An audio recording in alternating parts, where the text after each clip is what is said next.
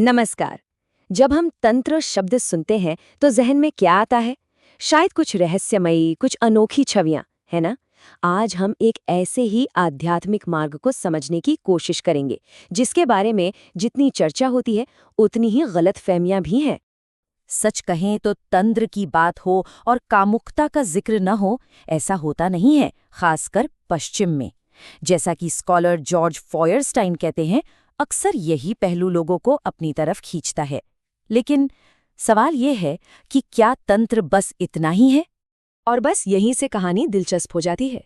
देखिए, जहां आम धारणा कामुक प्रथाओं पर आकर रुक जाती है, वही असली तांत्रिक परंपरा एक बिल्कुल ही अलग दुनिया का दरवाजा खोलती है।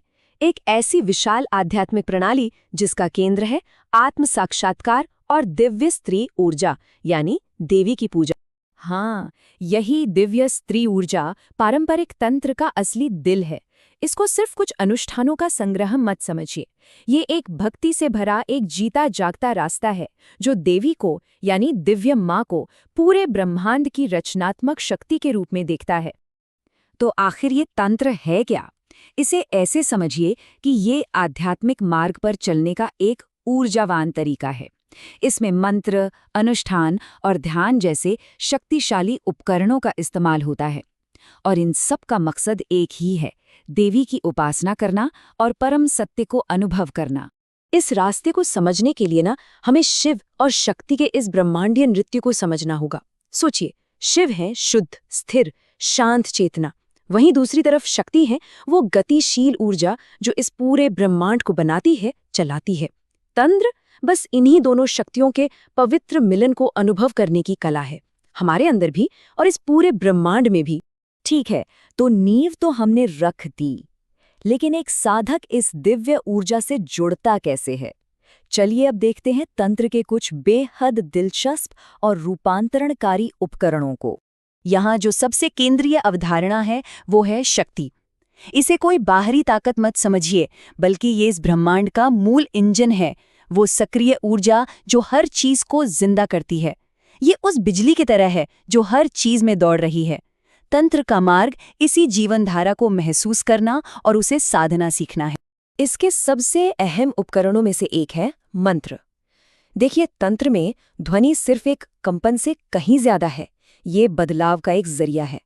हर मंत्र को किसी देवता का ध्वनि रूप माना जाता है, यानी आवाज के जरिए उनकी उपस्थिति और शक्ति को बुलाने का एक तरीका। और अगर मंत्र ध्वनि रूप है तो यंत्र है उसका दृश्य रूप। ये जो पवित्र ज्यामितीय डिजाइन है, ये असल में चेतना के नक्शे हैं। ध्वनि की शक्ति को पूरा करते हुए ये हमें ध्यान और पूजा में मार्गदर्शन देते हैं। और यहाँ हम दो जबरदस्त उदाहरण देखते हैं। एक तरफ है शानदार श्री यंत्र, एक ब्रह्मांडीय आरेख जो पूरे ब्रह्मांड का प्रतिनिधित्व करता है। और दूसरी तरफ शक्तिशाली काली यंत्र, जो देवी काली की तीव्र परिवर्तनकारी ऊर्जा पर मन को केंद्रित करने का एक उपकरण है।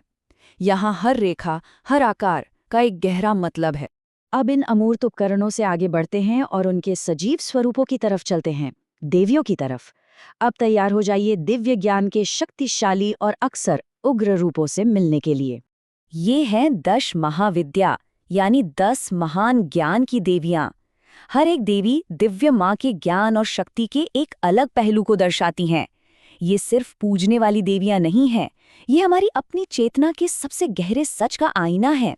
और शायद इन सब में सबसे शक्तिशाली और सबसे ज्यादा गलत समझी जाने वाली देवी है काली।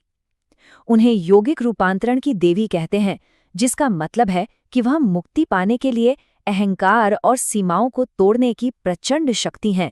और हाँ, इसमें कोई शक नहीं कि उनकी छवि चौंकाने वाली हो सकती है। शास्त्र उन्हें सांवली, विनाशकारी और भयानक रूप वाली बताते हैं।